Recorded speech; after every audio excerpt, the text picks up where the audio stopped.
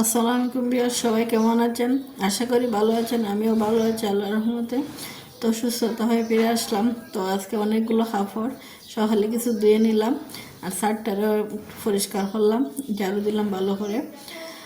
মেয়েকে স্কুলে দিয়ে আসলাম, পাঠাই দিলাম।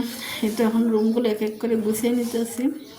আসলে আছে রুমগুলো গুছানো শেয়ার করলাম না, কারণ অনেক সময় যায় একটা ভিডিও করতে, সেজন্য তেমন সময় আর একটা লং হয়ে যায় ভিডিওটা, সেজন্য একটু একটু অংশ করে আপনাদেরকে দেখিয়ে নিলাম। এই তো রুমগুলো গুছিয়ে নিলাম। আজকে রমজান চলে আসতেছে, তাই ফ্রিজটাও ক্লিন করে নিলাম।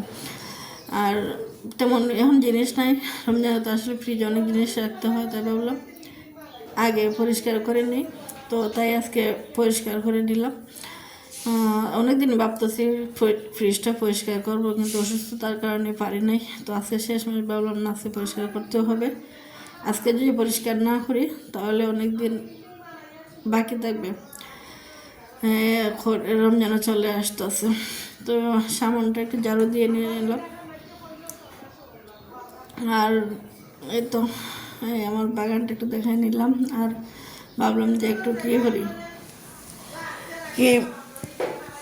কী করবো। আর তো কাপড়গুলো আরও ভিজিয়ে নিলাম। আসলে অনেক কাপড় ধুইতে হইলো, আসলে প্রচুর কাপড় ছিল, তাই এই কাপড়গুলো আজকে ভিজিয়ে নিলাম।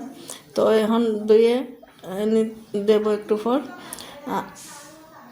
আর কাপড়গুলো ধোয়ার জন্য ভিজিয়ে রাখতেছি, একটু পর ধুয়ে নেব।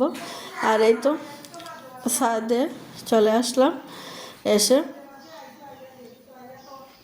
এই তো এই যে ছাদে কাপড়গুলো, অনেকগুলো কাপড় ছিল, সব কিছু মেলে দিলাম। ছাদের জায়গা হয় নাই, একটার উপরে একটা দিলাম অনেক কষ্ট করে। তারপরে আসলে ধুয়ে দিলাম। আর রোদ তো খরা ছিল, তা শুকিয়ে গেল তাড়াতাড়ি।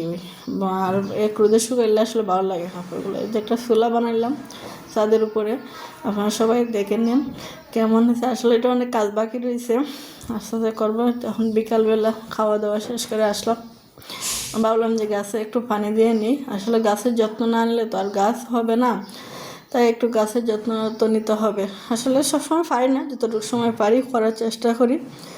ব্যস্ততার মাঝেও আমার সবজি বাগানগুলো একটু দেখে নিতে। এই তো একটু পানি দিয়ে নিলাম, সব গাছে পানি দিয়ে নিলাম।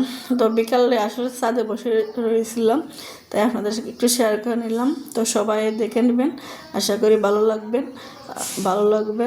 আর এই তো শেষ করলাম আজকের জন্য। আসসালাম।